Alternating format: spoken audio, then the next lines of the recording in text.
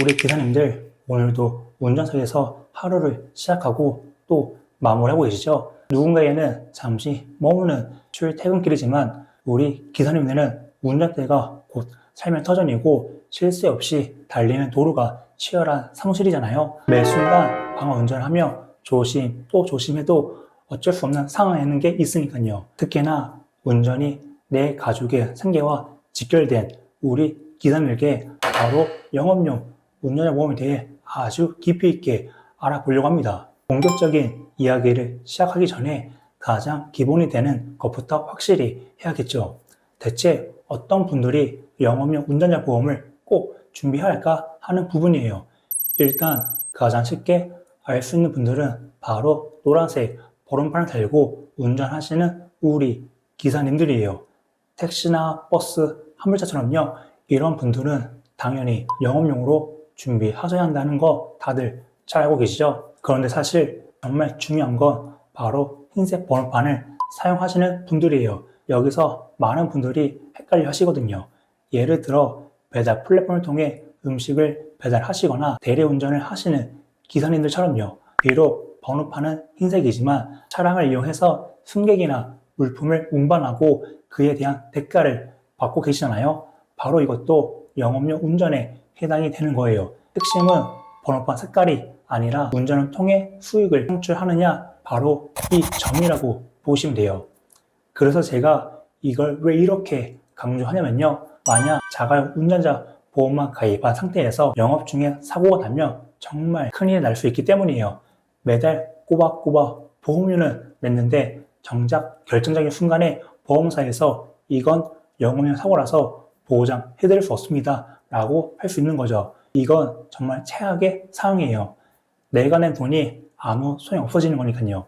이렇게 내가 영업용 운전자 보험 대상이라는 걸 확인하셨다면 이제 가장 근본적인 질문으로 넘어가 보겠습니다. 나는 매년 영업용 자동차 보험료를 잘 내고 있는데 왜 운전자 보험이 추가로 필요할까? 아마 많은 기사님들이 이런 궁금증을 가지고 계실 거예요. 우리가 가입한 자동차 보험은 그 역할의 범위가 명확하기 때문에 특정 상황에서는 충분한 도움이 되기 어려울 수 있어요. 이 둘은 이름이 비슷하지만 서로의 역할이 명확하게 나뉘어 있다고 이해하시면 좋습니다. 일단 자동차 보험의 주된 역할은 바로 민사적 책임을 해결하는 거예요. 이게 무슨 말이냐 하면 사고가 났을 때 폐의 차량을 수리해주고 다친 사람의 치료비를 물어주는 등 물질적인 손해에 대한 보상 처리를 하는 거죠. 이건 운전자로서 당연히 져야 할 사회적 의무이기에 나라에서 의무적으로 가입하도록 하고 있습니다. 하지만 특정 상황에서는 문제가 달라질 수 있어요. 그때부터는 민사의 영역을 넘어 형사 책임의 문제에 직면하게 될 수 있거든요. 그리고 바로 이 형사 책임의 영역은 앞서 말씀드린 자동차 보험의 보전 범위에 해당되지 않아요. 자동차 보험의 역할은 민사적 책임까지이기 때문이죠. 그때부터 기사님께서는 다음과 같은 경제적 법적 부담을 직접 감당하셔야 할 수 있어요. 우선 원만한 사건 해결을 위한 형사 합의금이 필요하고요. 여기에 경찰서와 법원을 오가며 나를 법적으로 방어해줄 변호사 선임 비용도 필요하죠. 그리고 재판 결과에 따라 국가에 납부해야 하는 벌금, 마지막으로 우리 기사님들의 생계에 직접적인 타격을 줄 수 있는 면허 정지 또는 면허 취소 처분까지도요. 바로 이렇게 감당하기 힘든 형사 책임의 영역에서 기사님께 실질적인 도움을 드릴 수 있는 것이 바로 영업용 운전자 보험이라고 보시면 돼요. 이쯤 되면 나는 영업용 운전자 보험을 이미 가입해둬서 괜찮아 하고 생각하시는 기사님들 분명 계실 거예요. 네, 미리 위험에 대비하신 것 자체는 정말 현명한 선택이었어요. 하지만 괜찮다고 생각하시기 전에 혹시 한 가지만 더 점검해 보신 건 어떨까요? 제가 아주 중요한 질문 하나를 드려볼게요. 그 보험 혹시 언제쯤 가입하셨나요? 만약 가입하신 지 2년, 3년 혹은 그 이상 되셨다면 지금부터 제가 드린 내용이 무척 중요하게 느껴질 수 있어요. 왜냐하면 운전자를 보호하는 법과 제도는 계속해서 개정되고 발전하는데 내가 가입한 보험의 보장 내용은 과거의 기준에 맞춰져 있을 수 있기 때문이거든요. 그래서 과거에는 충분했던 보장이 현재 기준에서는 다소 부족한 부분이 발생할 수 있는 거죠. 그래서 지금부터는 내가 가입한 보험이 현재의 법규와 기준에도 잘 맞는지 어떤 점들을 추가로 확인하고 보완하면 좋을지 4가지 항목으로 함께 짚어보려 합니다. 혹시라도 보장 공백이 있다면 이번 기회에 든든하게 채워 넣으실 수 있도록 도와드릴게요.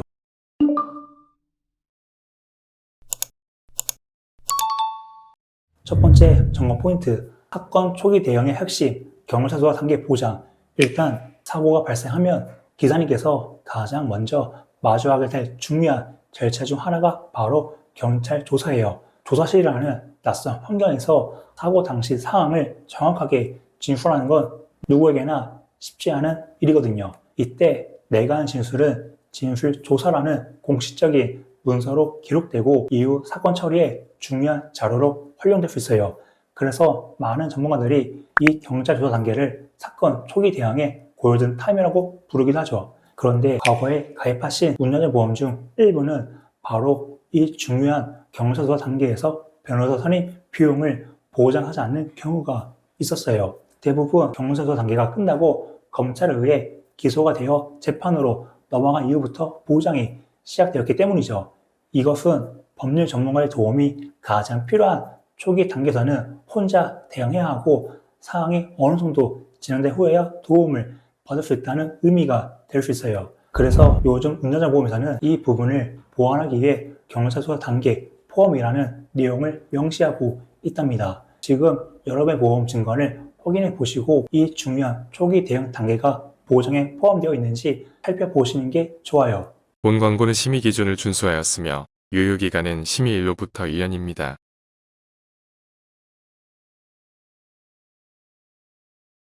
두 번째 점검 포인트, 긴급한 자금 문제 해결을 돕는 선지급 기능, 그리고 피해자와 합의가 원만하게 진행되지 않을 경우 법원의 공탁이라는 제도를 통해 합의를 위한 노력을 증명해야 할 때가 있어요. 문제는 이때 필요한 목돈을 갑자기 마련해야 한다는 점이에요.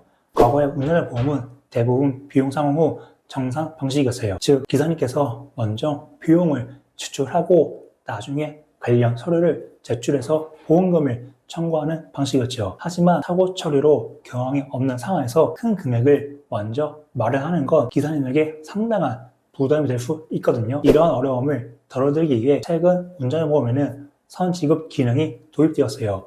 이 기능은 기사님께서 직접 목돈을 마련하지 않더라도 보험사가 먼저 법원에 공탁금을 지급해주는 아주 유용한 제도예요. 특히 공탁금 선지급이 가능한지 여부는 중요한 확인 사항이라고 할 수 있죠. 실질적인 자금 부담을 덜어주는 선지급 기능을 갖추고 있는지 확인해 보시는 게 좋겠어요. 세 번째 점검 포인트, 보장 범위의 폭을 넓히는 약관의 중요성. 사실 보험 약관의 작은 문구 하나가 실제 보장에서 큰 차이를 만들 수 있기 때문에 약관 내용을 꼼꼼히 살펴보는 게 정말 중요해요. 특히 다음 2가지는 꼭 확인해 보시면 좋습니다. 첫 번째 확인사항은 기소 전 중상해 사고에 대한 보장이에요. 12대 중과실 사고가 아니더라도 피해자가 중상해 진단을 받으면 항상 합의가 필요할 수 있거든요. 하지만 과거의 일부 보험약관은 경찰에 기소된 경우, 즉 재판으로 넘어간 경우에만 합의금을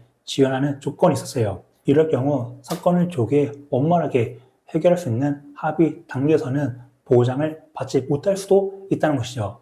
그래서 최근에는 재판 전이라도 중상해 사고에 대한 합의금을 지원하는 내용이 포함되는 추세예요. 두 번째 확인사항은 추가 진단 합산 여부예요. 예를 들어 피해자가 최초 8주 진단을 받았지만 치료 과정에서 상태가 변동되어 2주 진단을 추가로 받았다고 가정해 볼게요. 이 경우 총 10주에 해당하는 합의금을 지원받는 것이 합리적이죠. 하지만 일부 과거 약관은 최초 진단만을 기준으로 보상 한도를 정하는 경우가 있었어요. 이럴 경우 늘어난 진단 기간에 대해서는 충분한 보상을 받기 어려울 수 있답니다. 그래서 추가 진단 시 진단 기간을 합산하여 적용한다는 문구가 약관에 명시되어 있는지 확인하는 것은 충분한 보장을 받기 위한 매우 중요한 점검 포인트라고 할 수 있어요. 네 번째 점검 포인트, 업무 환경을 폭넓게 고려한 비탑승증 사고 보장. 우리 기사님들의 업무는 운전자를 잡고 있는 시간에만 국한되어 있지 않죠. 짐을 싣고 내리거나 승객을 태우고 내리는 등 차량 주변에서 이루어지는 모든 활동이 업무의 중요한 일부예요. 그런데 바로 그 순간에 발생한 사고에 대해 과거의 운전자 보험은 보장하지 않는 경우가 있었어요. 예를 들어 짐을 내리기 위해 잠시 경사길에 차를 세웠는데 차가 미끄러져 들어가 사고를 낸 경우, 혹은 승객을 내려주기 위해 차 문을 열었는데 뒤에서 오던 오토바이와 부딪힌 경우 등을 생각해 볼 수 있죠. 이러한 사고의 책임은 운전자의 기사님에게 발생할 수 있거든요. 하지만 과거의 운전자 보험들은 운전 중인 상태가 아니었다는 이유로 보장 보험에서 제외하는 경우가 많았어요. 운전석에서 벗어났을 때 보장 공백이 발생할 수 있었던 것이죠. 이러한 점을 보완하기 위해 최근 운전자 보험은 비탑승증 사고까지 보장 범위를 확대하는 추세예요. 여러분의 보험이 운전석이라는 특정 상황뿐만 아니라 업무 중에 발생할 수 있는 다양한 위험까지 폭넓게 보장하는지 확인해 보는 것이 정말 중요합니다. 오늘 저희가 함께 살펴본 4가지 정보 포인트 어떻게 보셨나요? 아마 이렇게 든든한 조건들을 모두 갖춘 보험은 보험료가 부담스럽지 않을까 하고 생각하실 수 있어요. 그래서 저희가 직접 현재 판매 중인 여러 보험사 상품들을 오늘 말씀드린 기준에 맞춰 분석해봤어요. 이러한 조건들을 충족시키면서도 합리적인 보험료로 준비하는 것이 가능하더라고요. 10개에서 영업용 운전보험을 하나하나 설계해서 비교해본 결과 추천 플랜은 2개 회사로 압축되는데요. A사는 보험료가 저렴하지만 택시 기준 자부상이 최대 10만원까지 구성이 가능하고 무엇보다 추가 진단 합산 문구가 약간의 없다는 단점이 있습니다.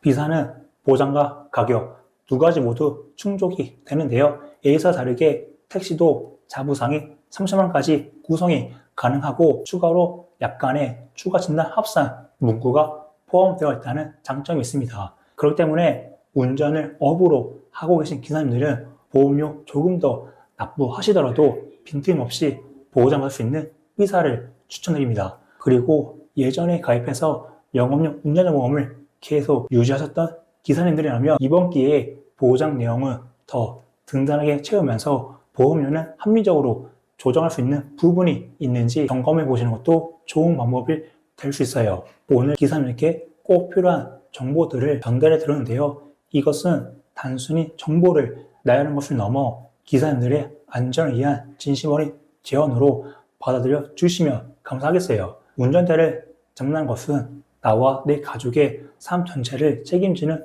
무거운 자리잖아요. 그 무거운 책임을 지켜줄 중요한 안전장치 중 하나가 바로 영업용 운전자 보험이며, 그 안전장치가 현재 기준에도 잘 맞는지 주기적으로 점검하는 것은 아주 중요합니다.